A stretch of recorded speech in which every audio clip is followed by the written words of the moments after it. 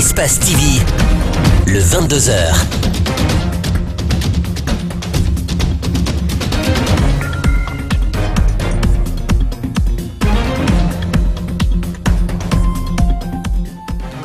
Bonsoir à tous, merci de nous rejoindre sur Espace TV et bienvenue aux 22h. Voici tout d'abord le sommaire. Rien ne va plus à l'Union syndicale des travailleurs de Guinée en cause le bicéphalisme à la tête de la structure syndicale minée par une guerre de leadership entre les deux camps. C'est désormais une bataille de légitimité sous fond de contestation. La coalition nationale des organisations de la société civile guinéenne apprécie la mise en place des PA, postes d'appui des forces de défense sur la route Le Prince. Toutefois, son président invite à étendre ces dispositifs à d'autres zones considérées sensibles à travers le pays. Et puis enfin en France, la mobilisation des Gilets jaunes ce samedi a vite tourné en affrontement entre quelques manifestants et les forces de l'ordre. Le gouvernement, à travers le ministre de l'Intérieur, Christophe Castaner, met en cause Marine Le Pen pour les heurts intervenus sur les Champs-Élysées. Voilà pour le sommaire, bienvenue à tous. La crise s'enlise à l'Union syndicale des travailleurs de Guinée, quelques jours après l'élection d'Abdoulaye Sow à la tête de l'USTG, au terme du congrès tenu les 19, 20 et 21 novembre dernier. L'autre faction de cette structure syndicale, dont le congrès s'était tenu le 6 novembre dernier à Mamou, a réagi dans une déclaration. Le bureau élu à Mamou qualifie le congrès de Conakry de simulacre. Compte rendu, Idrissa Bari, Mohamed Aloussen Kamara. Dans leur déclaration, les membres du bureau de l'Union syndicale des travailleurs de Guinée USTG, élus à Mamou, dénoncent la violation des droits des structures décentralisées de cette organisation syndicale. Concernant le congrès tenu récemment à Conakry, ces syndicalistes qualifient le bureau sortant de Louis Mbemba Souma de traîtrise. Nous assistons pour la première fois dans l'histoire de la République de Guinée à une cabale syndicale, à une tyrannie, à une naissance d'un nouveau système. Personne n'ignorait cependant que le dysfonctionnement profond qui minait l'USTG depuis un semestre était la conséquence des mauvais leadership et un manque total de managers, car la tête qui voulait coûte que coûte se maintenir était devenue partisane. Limbemba, qui a perdu toute humilité et toute sociabilité, supportait très mal la règle et l'ordre, surtout qu'habitué à la corruption, il n'avait aucune maîtrise de la décision à prendre. Les partisans du bureau dirigé par Abdoulaye Kamara précisent que les participants au congrès de Conakry ne sont pas des membres statutaires. Ils invitent les autorités à prendre les mesures nécessaires.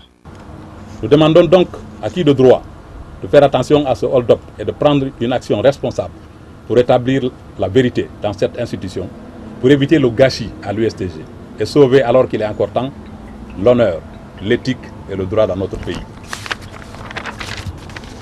Nous demandons exceptionnellement à l'inspecteur général du travail de prendre en tant que médiateur et arbitre la décision qu'il faut en la matière, surtout que tous les actes commis sont répréhensibles. Ces syndicalistes demandent à leurs collègues de se mobiliser afin de barrer la route au bureau élu à Conakry, dont le secrétaire général est Abdoulaye Sow de la FESABAG. La coalition nationale des organisations de la société civile guinéenne apprécie vivement la mise en place des PA, postes d'appui des forces de défense et de sécurité au lendemain des violences enregistrées à Conakry. Son président invite toutefois à étendre ces dispositifs à d'autres zones considérées sensibles dans le pays.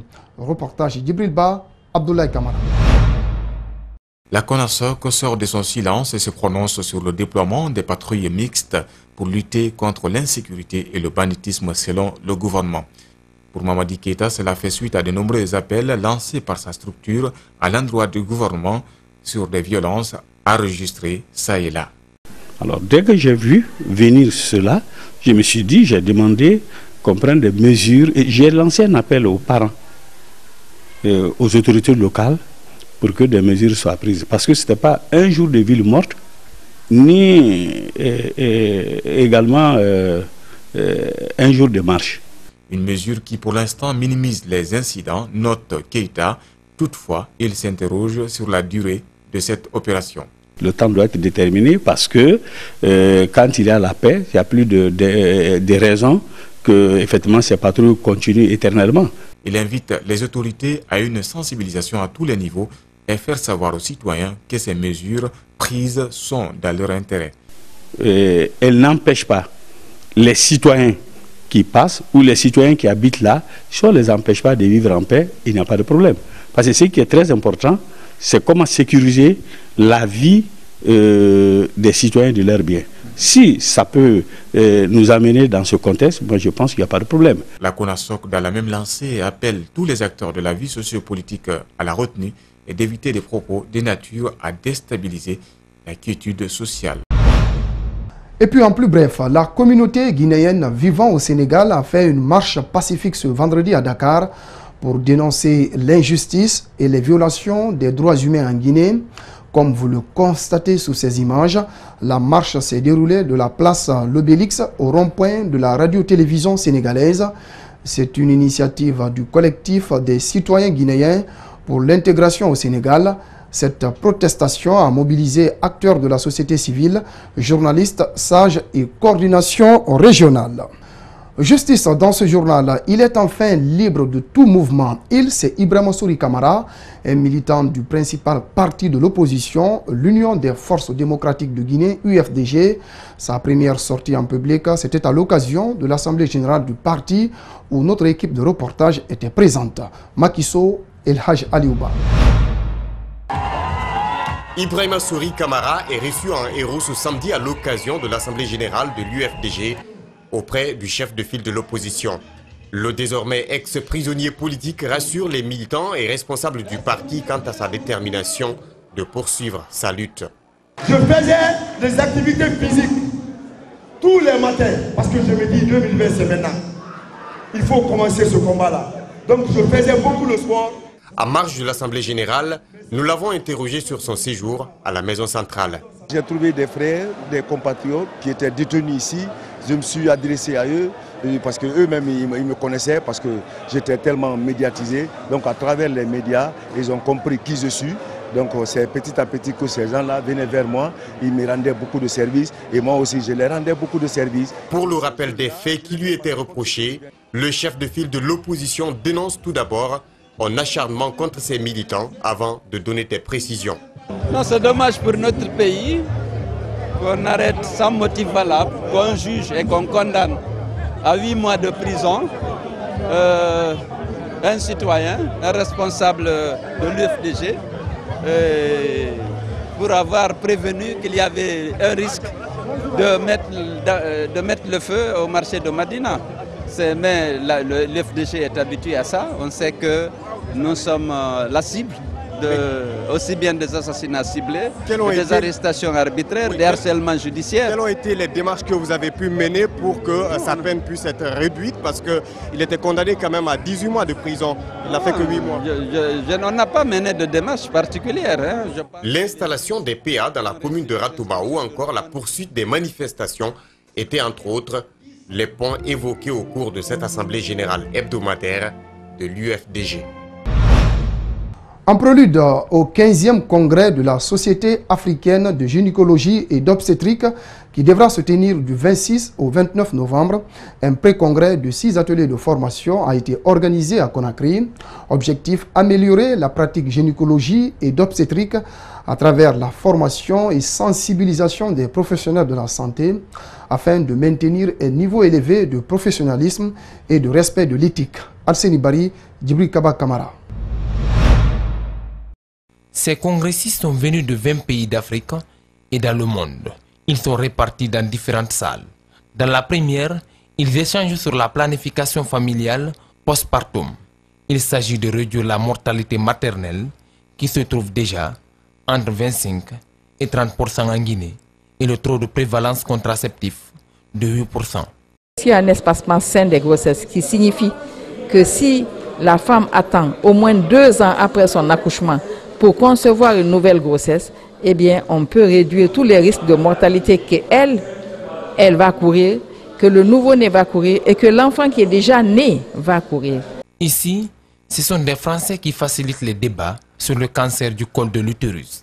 L'accent est mis sur la prévention, notamment le dépistage, la prise de conscience des patients, la sensibilisation et la formation des professionnels de santé. En France, actuellement, le cancer du col, c'est le 16e cancer de la femme. Et donc, alors qu'en Afrique, c'est le premier cancer de la femme. Donc, il n'y a pas de raison qu'on ne puisse pas obtenir le même résultat en Afrique. Mais évidemment, c'est une action qui prend du temps, qui prend de l'énergie et qui demandera effectivement beaucoup de travail pour arriver à un résultat qui est certain. La Société africaine de gynécologie d'obstétrique a déjà 30 ans d'existence. Durant ces années, plusieurs activités ont été réalisées, telles que le renforcement des capacités des professionnels de santé, la mise en œuvre des stratégies sanitaires des pays membres. Aussi bien le gouvernement guinéen que les partenaires techniques et financiers ont investi beaucoup d'argent pour organiser ce congrès de Conakry. À partir de Conakry, je pense que beaucoup de choses vont changer, aussi bien dans la mise en œuvre des programmes de santé de la mère et de l'enfant, aussi bien dans la formation des agents de santé que dans la recherche. Rendez-vous est donc pris pour le lundi qui marque le début du congrès. Commémoration du 22 novembre 1970. À l'occasion, les causes, les conséquences de cette agression ont été revisitées. Le mouvement APAC-Guy a réuni tous les anciens et fidèles du président Ahmed Sékou Touré pour rappeler le grand président qu'il a été. La nouvelle génération qui entend perpétuer ses œuvres ne rate aucune occasion pour magnifier leurs idoles. Mamadou Salou Baldé commente les images d'Abou Korea Kourma. Le camarade Senaino Béanzin disait que nous avons été colonisés par la science et la technologie. C'est par la science et la technologie qu'il faut se libérer. Sékou Touré est mort, mais il reste gravé à jamais dans la mémoire des Guinéens. Le mouvement APAC-Guy est bien inspiré pour immortaliser leur idole. Tiré du journal Oroya, ils affichent sur une banderole tout ce que Sékou Touré a dénoncé par rapport au complot est fondé. Sa fille Aminata Touré, élève au lycée Kindia, se souvient de l'agression du 22 novembre comme si c'était hier. D'ailleurs, c'est elle qui a fait passer le message demandant au camp de Kindia de venir en renfort aux troupes déjà débordées à Conakry. Mais à quelques heures de cette agression, sa famille sentait un mouvement inhabituel dans la capitale guinéenne. La tante nous disait, on a été impressionnés en sortant de Conakry. Vers l'aéroport, nous avons été arrêtés par des miliciens qui ne parlaient pas français. 3 raisons expliquent cette agression, indique l'ancien ministre de la Sécurité. Sékou Touré représentait une menace pour l'Occident parce que sa voix portait loin. Il y a aussi des raisons économiques et bien entendu politiques. La Guinée-Bissau étant un territoire portugais soutenu par la Guinée qui a fait déjà beaucoup de prisonniers et qui en 1970 déjà était parvenu à libérer presque les 2/3 du territoire de Guinée-Bissau. Le Portugal dans cette position se voyait déjà vaincu. Les Guinéens doivent dépasser leur ego pour écrire l'histoire du pays, pour reprendre les propos de la mère de Kaloum. Nous avons tout intérêt à connaître notre histoire, à écrire notre histoire, à accepter notre histoire dans ces moments les plus glorieux, mais aussi dans ces moments les plus difficiles. L'ambassade du Liban en Guinée a organisé ce jeudi une réception à l'occasion du jubilé du diamant de l'indépendance du Liban en présence de plusieurs ambassadeurs résidant en Guinée, de responsables guinéens et des expatriés libanais. Le gouvernement guinéen a réitéré son engagement et approuve les initiatives des responsables libanais visant à conserver la paix dans le pays. Ouminatou Sidibé, Ibrahima Souri 5 Souma. C'est la première fête de l'indépendance célébrée par l'ambassadeur du Liban depuis son arrivée en Guinée. Le 22 novembre marque une date repère de l'histoire du peuple libanais sous la clairvoyance de ses dirigeants. Après les hymnes nationaux, l'ambassadeur du Liban en Guinée a prononcé son discours dans lequel il se réjouit de la contribution de la France pour le Liban depuis des siècles. La France, cette douce France, qui pour la majorité des Libanais est la mère tendre, et à laquelle on est toujours reconnaissant. Cette République française a contribué, et de façon assez efficace, à la résurrection de la République libanaise en ses frontières actuelles. Et cela a eu lieu au congrès de Versailles qui a eu lieu en France depuis 99 ans exactement. Les relations entre la Guinée et le Liban sont fondées sur plusieurs aspects qui sont entre autres culturels, économiques et politiques. D'où la nécessité de renforcer davantage la coopération entre les deux pays. Les relations entre le Liban et la Guinée sont de très bonnes relations, mais elles peuvent s'améliorer beaucoup plus, surtout sur le plan économique, sur le plan social, sur le plan militaire, en ce sens qu'on pourra recevoir des officiers guinéens et les entraîner au Liban parce qu'on a une armée professionnelle de 60 000 soldats. Sur la crise entre la Syrie et la Palestine, le gouvernement guinéen trouve important d'œuvrer avec le Liban pour contribuer à la paix et au développement du Liban. Il serait important que nous conjuguons les mêmes efforts dans le cadre d'une concertation élargie pour lutter contre ce fléau qui ne fait que des innocentes victimes. Le 22 novembre 1943, la France libre finit par céder à Bachara el-Khouri et accorde au pays du Cèdre son indépendance, célébrée tous les ans depuis cette date. Certaines personnes handicapées décident de vivre de leur propre sueur. C'est le cas d'un groupe d'handicapés qui décide de se constituer en ONG. Ces personnes en mobilité réduite font de la couture, de la cordonnerie et de la percussion. Ils veulent partager leur savoir avec leurs pairs qui continuent à mendier dans la rue, mais ils manquent de moyens. Reportage Mariam Fodé Camara, Abdoulaye Camara. Le courage, la détermination et l'amour du travail, voici la devise de ces personnes à mobilité réduite. Victimes de la poliomyélite, elles ont décidé de vivre de leur sueur. Dans cette équipe, certains font de la cordonnerie, d'autres la couture et la percussion. Pour eux, être handicapés ne condamne pas les hommes à vivre sous la dépendance. C'est pourquoi ils se sont organisés en ONG pour combattre la mendicité. Ce n'est pas du tout facile. Mais l'homme aussi, ce n'est pas la taille, c'est l'expérience. Et je me suis dit, je suis handicapé et j'ai un métier. Pourquoi pas donner ce que je connais à mes collègues, à mes semblables qui sont les personnes handicapées. Raison pour laquelle j'ai pu réunir maintenant les personnes handicapées autour de moi, ceux qui veulent faire le travail, ceux qui veulent vivre avec leur travail sans la mendicité. Aujourd'hui, les membres de l'Action pour le futur des handicapés sont confrontés à plusieurs problèmes depuis leur installation sur ce domaine. Depuis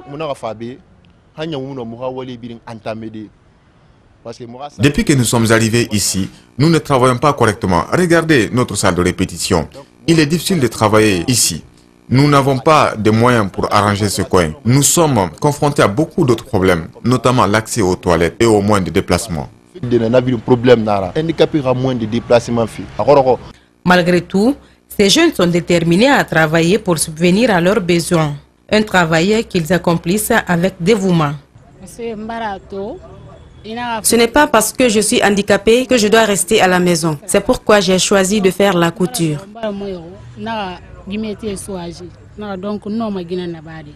Ibrahima Diané et son équipe veulent sensibiliser leurs collègues dans la rue à les rejoindre pour partager leur savoir. Pour cela, ils demandent de l'aide pour que leur action aboutisse. Il y a 7 mois, une maison prenait feu à Matam, emportant 3 enfants.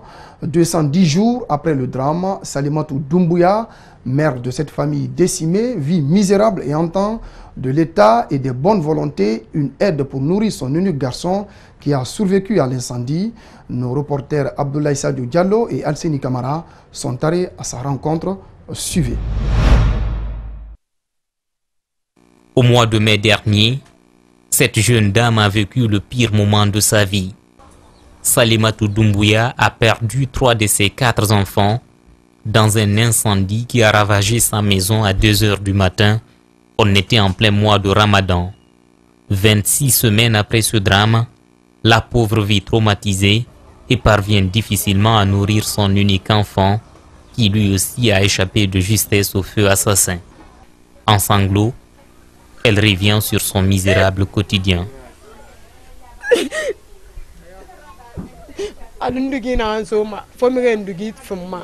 Ma situation est critique. Même les habits que je porte actuellement, on me les a offerts. Quant au lait de mon bébé, il y a un marchand à côté ici. C'est lui qui m'aide souvent. Quand l'enfant tombe malade, c'est ma tante qui l'envoie à l'hôpital. Actuellement, je ne travaille pas et je ne suis pas mariée.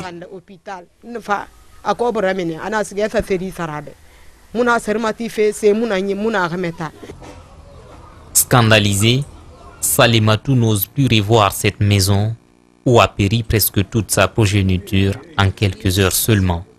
On peut même appeler ce bâtiment sa maison douleur. Son mari est décédé 1 an 6 mois avant les flammes meurtrières qui ont décimé sa famille. Coincée entre douloureux souvenirs et état de santé fragile, elle dit avoir besoin d'aide. Je lance un appel aux personnes de bonne volonté et à l'État de me venir en aide pour élever mon enfant. C'est son cas qui m'inquiète beaucoup et je ne veux pas me prostituer pour lui donner à manger. Moi aussi, je ne me porte pas bien. Quand je pense à mes enfants, je fais des crises. Les voisins sont témoins de cela.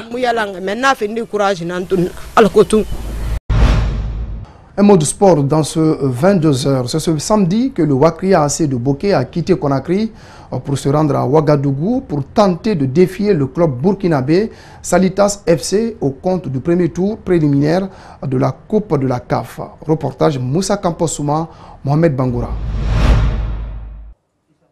Le Wakria Athletic Club de Bokeh est dans la campagne continentale en Coupe de la Confédération africaine de football.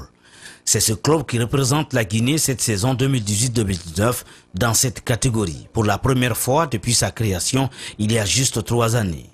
C'est le centre technique de Nongo qui a servi de cadre aux préparatifs de leur match face au Salitas FC du Burkina et à leur hébergement. Avant leur départ pour Ouagadougou, le staff technique s'est dit très confiant et espère ramener de bons résultats à Conakry. Le groupe, on est tous motivés, il y a une solidarité antérieure entre les joueurs. Et on s'est dit, pour une première fois, on va essayer d'honorer Wakria en particulier et la Guinée en général pour cette première sortie. Vous savez, le football, il y a 3 facteurs, soit la victoire, le nul ou la défaite. Mais on ne souhaite pas au moins ramener la défaite. On veut au moins la victoire. En défaut de la victoire, au moins un match nul. Inch'Allah. Jouer la campagne africaine est un rêve qui est devenu une réalité. Si vous me demandez si c'est un rêve qui se réalise, je vous dirais peut-être à moitié, puisque et participer à une compétition, ça peut être un rêve, mais aller plus loin, je pense que c'est ce qui peut être le meilleur rêve qu'on puisse se souhaiter, quoi. Donc, puisque c'est notre première expérience, ça ne sert à rien pour nous de se projeter sur des objectifs dont on ne connaît pas d'abord et on va jouer, gérer match par match, quoi. En rappel, le Wakria Athletic Club de Bokeh croisera le fer au club burkinabé Salitas FC ce mardi 27 novembre à Ouagadougou à partir de 18h.